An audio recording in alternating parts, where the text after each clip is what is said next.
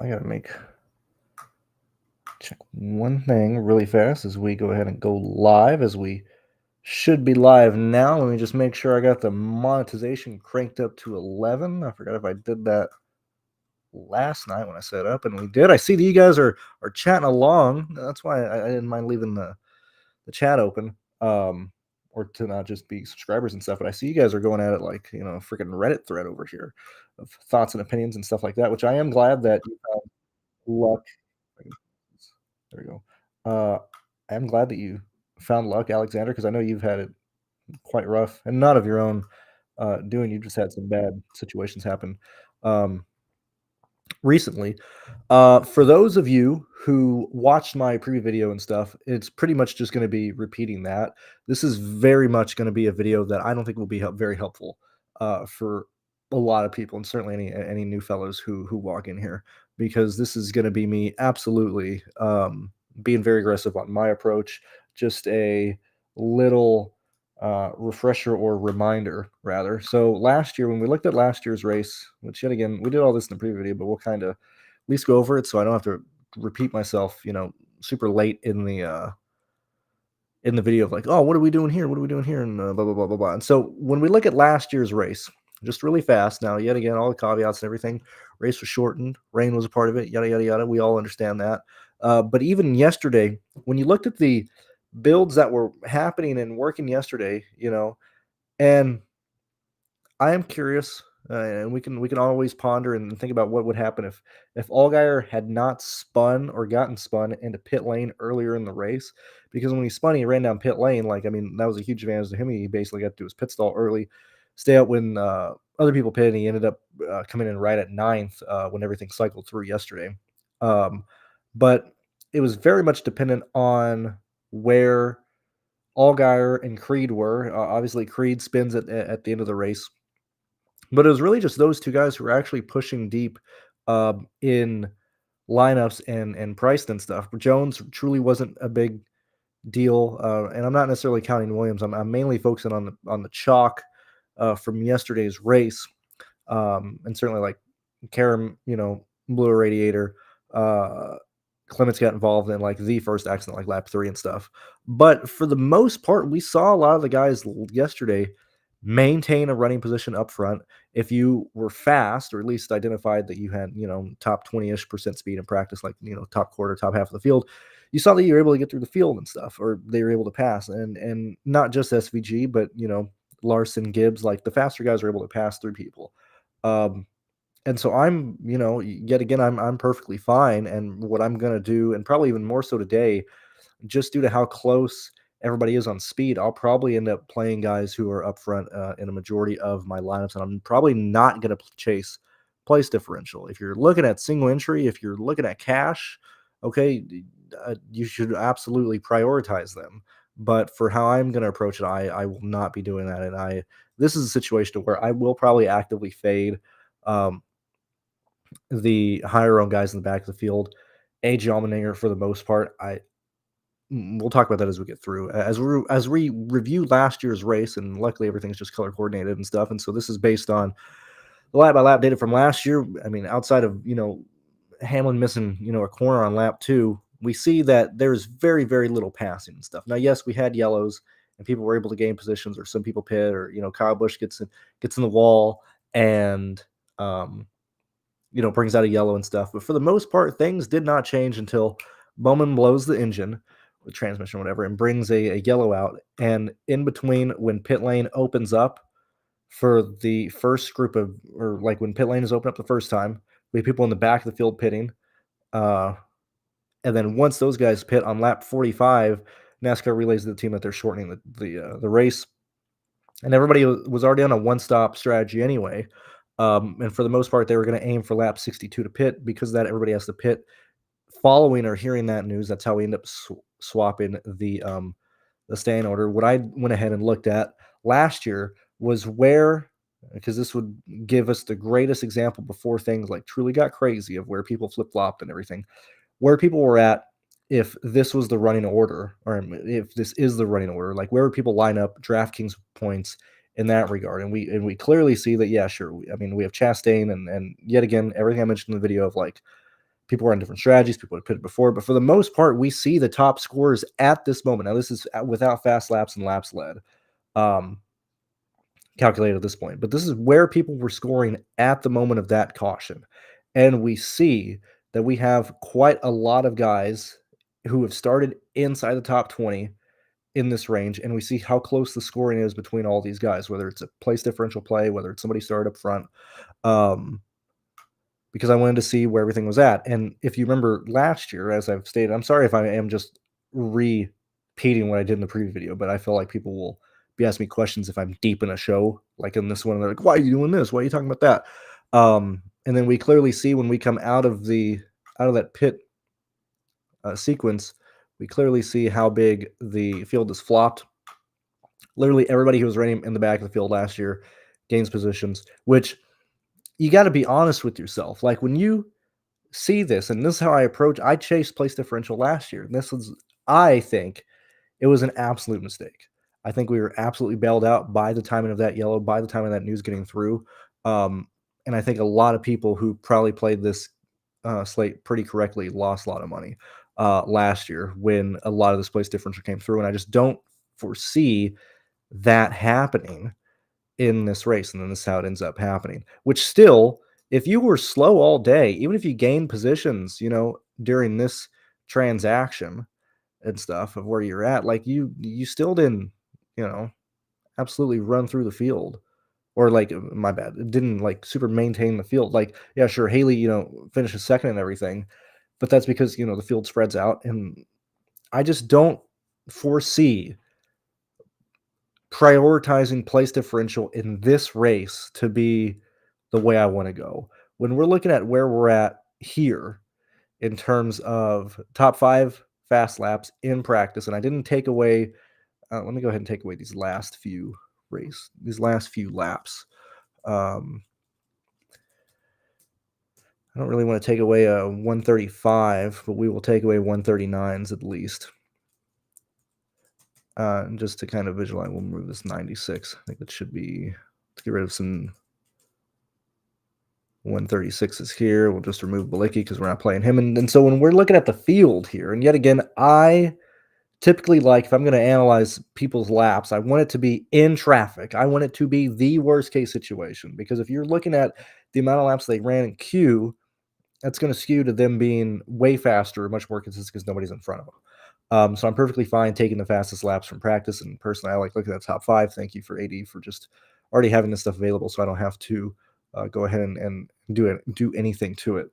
But when we're here, like we clearly see Larson, SVG as your top 3 guys. But what I'm looking at, and what I think needs to really be paying attention here, or needs to be paid attention here, is when you start looking through this. Actually, what I'm going to do, let me go ahead and let's go ahead and go here. Let's go here.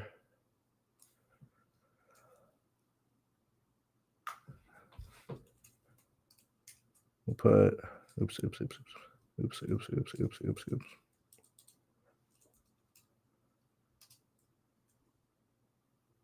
Oops, my bad. Let's go ahead. Driver here. All right, now that we got that done, let's go ahead and compare this to the starting grid and see where everybody lines up. And you're going to see that, hey, man, like if you had a fast car, you most likely made it to the end of qualifying, deep into qualifying. We can see where we're at.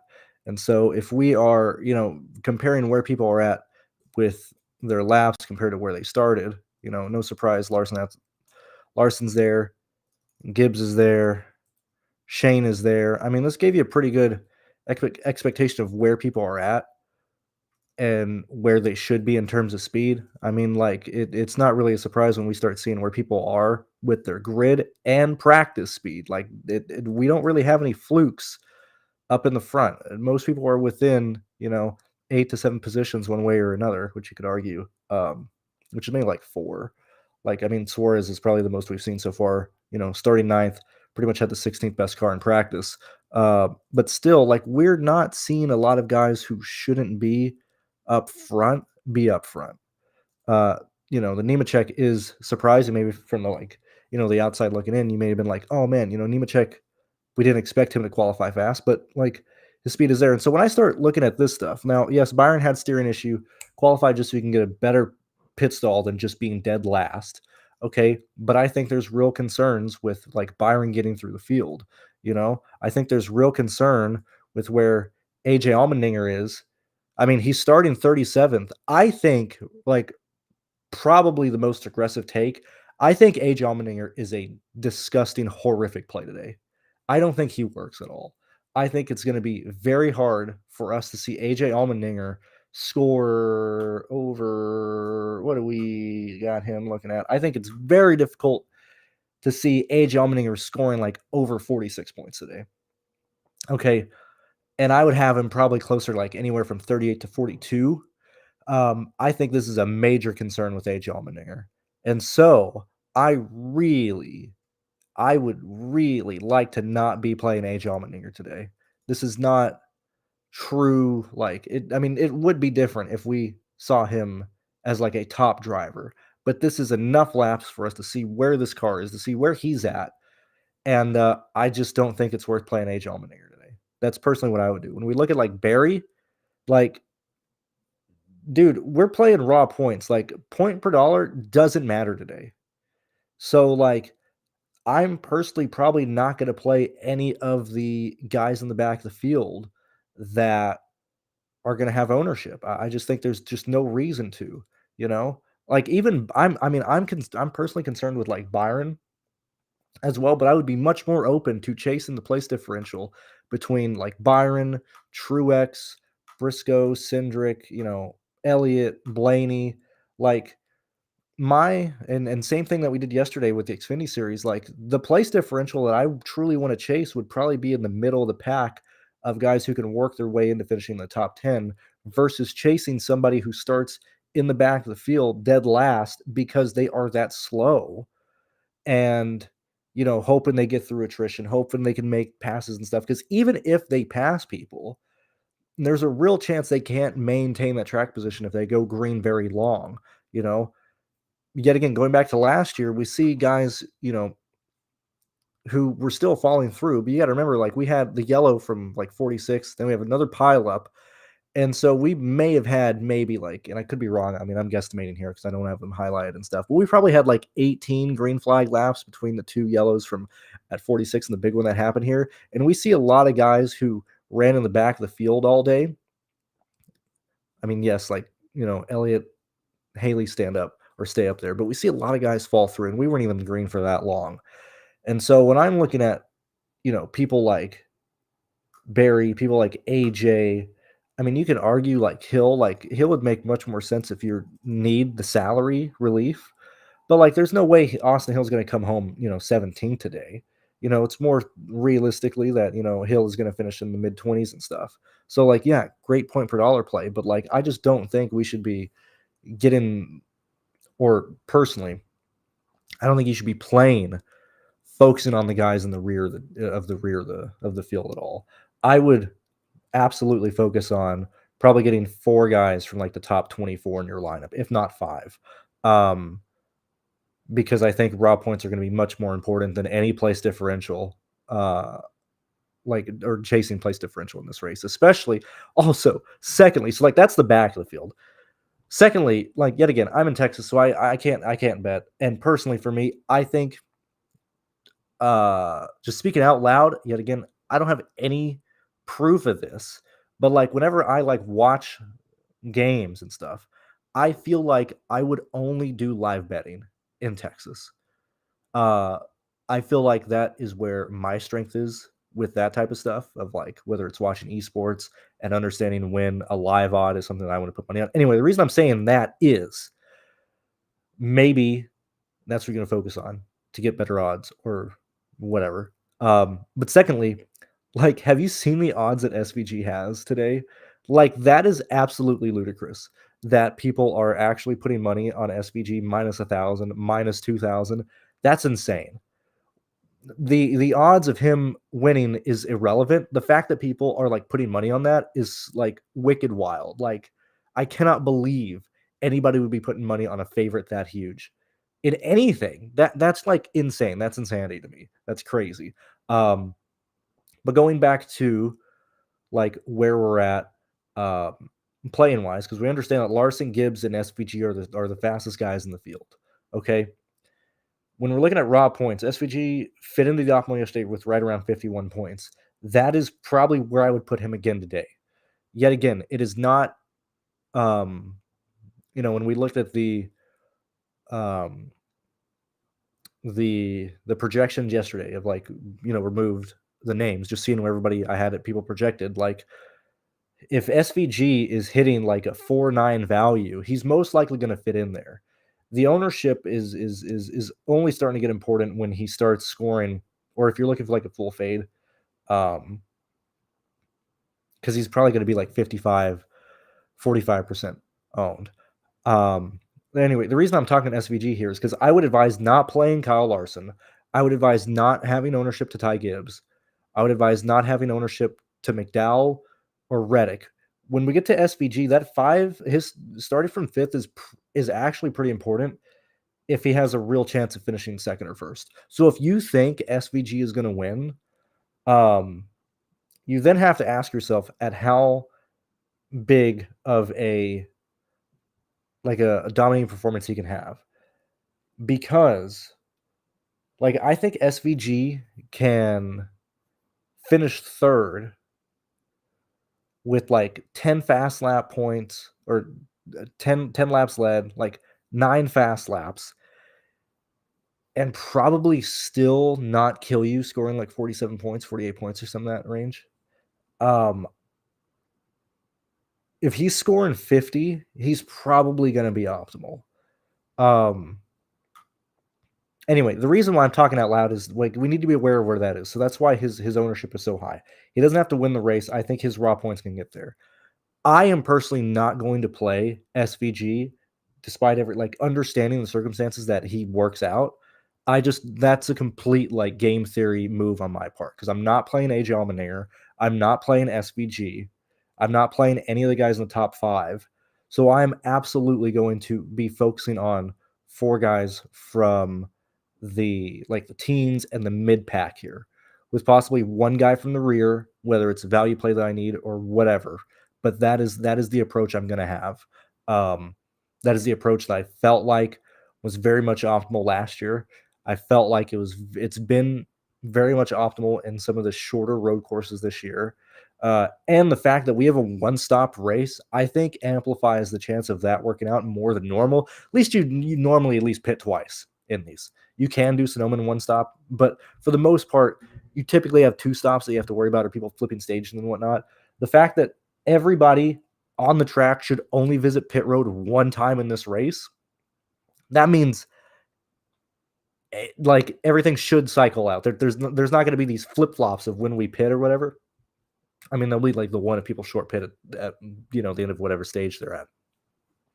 But if most people are deciding, we're going to split this race in half, or we're going to pit, at the end of stage 2 or whatever, I think it just makes it that much more difficult for place differential to come through. And that's, I mean, those are mainly my 2 cents. I'll check what you guys are saying.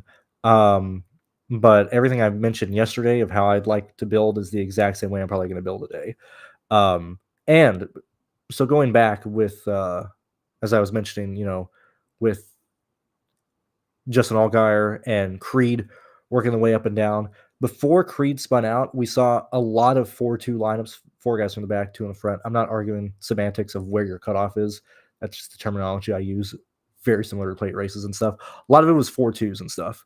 As soon as Creed spun out, we saw a lot of 3-3s and a lot of 2-4s work out to where it was mainly like 2 guys in the back, 4 guys in the top half of the field.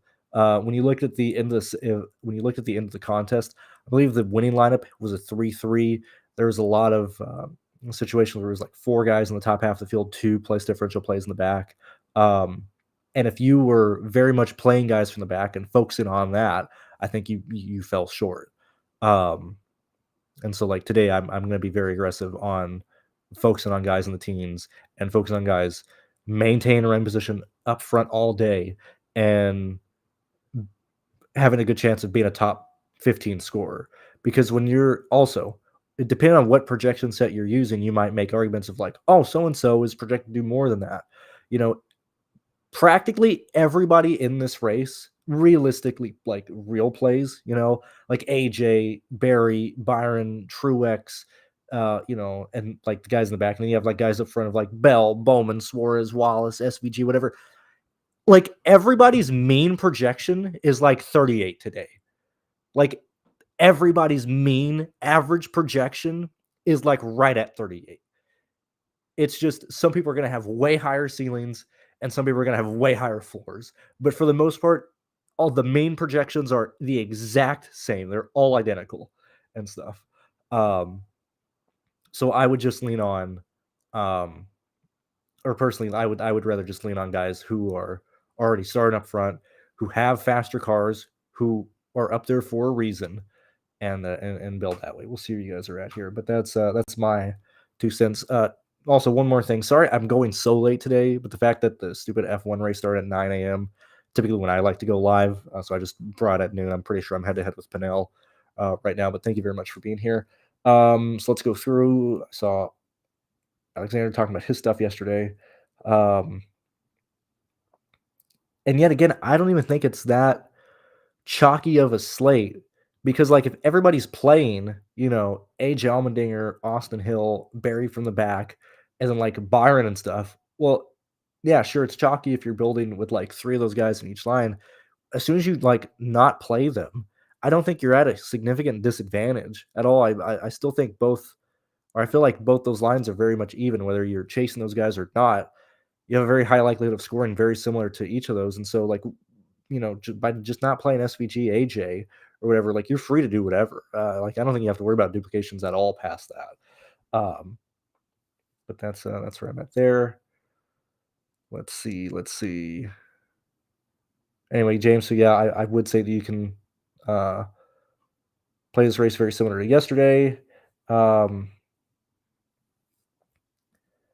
Like, yeah. So Alexander brings up Martin Truex Jr., which even still, like, let's see where Truex is at here. Let's see if he like blows the doors off or whatever. So Truex, I mean, when you start looking at a situation like this, then this is where I would argue that I think Truex is a much better play than AJ Allmendinger. Like if like I said, I'm not playing AJ.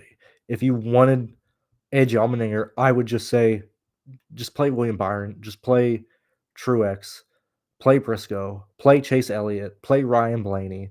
Like migrate any ownership you had from AJ to Truex and stuff. Like these guys have much higher upside of finishing potential, like higher up in the field than like AJ. Like I just think AJ's like just an absolute horrific play today. And I feel like he's going to be like super, super owned.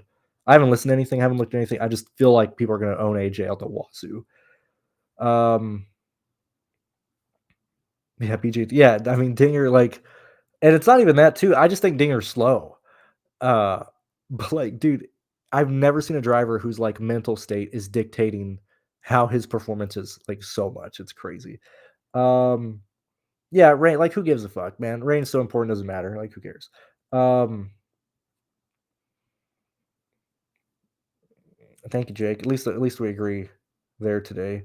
Barrier Hill, like, I just don't think you need either one. Truly, like, Austin Hill is probably one of the best point per dollar plays and stuff. But like, what exactly does that mean? Like, if Austin Hill is a great value, scoring 27 points at like a 4.6 or 4.8 or whatever, why not just not build with him and just get somebody who like might be a lower point per dollar play but scores you 34, 35, 36? Like I don't think, like, let's see. Hill's at 58, which I think you could build a very balanced lineup today too. Like We're not playing Larson. Removing the 10-5 guy from the equation, okay? We're not playing SVG. Removing the $10,000 guy from the equation. Not playing Reddick. Removing the 9-8 guy from the equation. And so when we're just looking at the salaries, okay, you have Bell at 10-2, Elliott 9-6, Byron 9-4, Trix at 9-2. With all that, like, you can build balanced lineups and you don't have to be in the 5K range at all.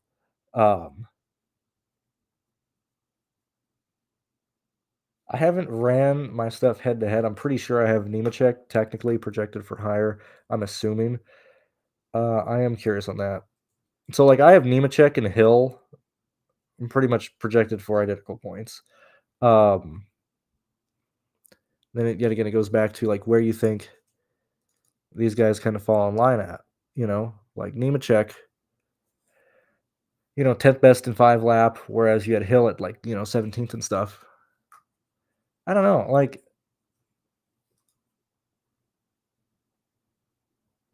Where's Stenhouse at? Let's try. Okay, let me at least answer that because I might be able to answer who's the best guy under 6K today. So Hill is currently in the lead. He's better than Priest, or he's better than Stenhouse. He's better than Priest. Nemechek's identical. Where I got Dylan at. He's better there. Where's Burton at? Burton is probably below. All right, so we got Gralla. We got Hemrick. We got Blicky. So I guess by default, Austin Hill is the best 5K play today. But I think Nemechek can very easily give him a run for his money. But for the most part, I have not been ending up in the 5K range, or like even on Josh Berry, like I just haven't ended up there. Now that we're like talking about the ownership that might be related to Berry and or Hill, this would probably be dictated by salary at this point, and not raw points. Because once we start going through, like we clearly as I just walk through and we can see where these guys are at in practice, like Austin Hill is clearly the best, or the fastest guy on the 5K range. Okay. And then Nemechek, but some people might not want to play him starting 12, whatever. But like Berry and Hill are probably the de facto chalk that would probably be easier to get to, or not as annoying to get to, just because it's based on like salary, and not like a point raw point. Whereas since like I'm not afraid of like, oh my god, like I didn't play Hill, he's gonna outscore me. It could be a situation where like, oh fuck, I didn't play Hill because like, or I was not Hill because I was below that in the 5K range. I couldn't afford him. And so as I like walk through this, look at it, like I think the only viable plays that could actually work in the 5K range would be Nemechek, Austin Hill, Berry. I would argue Stenhouse. He's slow in practice, but he is faster than quite a lot of fellows. Anyway, the reason why I'm saying that is because I think the cheapest guys that you could viably use in any lineup would be Nemechek, Stenhouse, Austin Hill, and Josh Berry. I think if you're playing anybody else other than that, you're going on a very, very like unnecessary risk. If that makes sense. Let's see where else we're at here. Does NASCAR have live betting? I'm sure it does. Look, brother, I can't even log into these stupid websites in Texas. I got to open an incognito tab to check out my fucking esports odds on Bovada. Okay, but like I can't see live betting here. But I'm assuming it does. It typically does. At least the bigger, like I know for a fact. I'm pretty sure Caesars has it. I'm pretty sure MGM has live betting. I'm pretty sure. I don't know. Betting's stupid too. Like I don't know. I'm just not a fan of sports betting at all. Oh yeah, Bubba Wallace. Well, let's see where we're at here. So Bubba Wallace is starting from 6. He was the 6th best car in practice. Okay. Now I haven't seen your name before, Peter. I gotta ask, because like I've only been watching NASCAR for like 2 years now, right? I have never seen Bubba Wallace do anything. Like he's never won a race before. He's never done anything like that. So like, what do you think of Bubba Wallace, Peter? Like do you think he's a good driver? Help me out here. Like just let me know what you think, Peter, please. Who wins stage 1? I mean, it would very clearly be, because I don't. Why would you make a bet on that either? Why does that even matter? You're like, because it's most likely. I think the leaders stay. I think the leaders probably pit I think they would pit in stage 2, honestly. I think they would. So they would probably not have to worry about short pitting stage 1. Probably be one of the 5 starters to win stage 1. I know it's not very helpful. Um, Typically at road courses, you like betting who wins stage 1 from before the race starts is very difficult because if everybody is short pitting before the end of the stage, then like some fucking dude who's running like 19th all day is going to win stage 1 or whatever. But I think one of the top 5 guys would probably end up leading stage 1.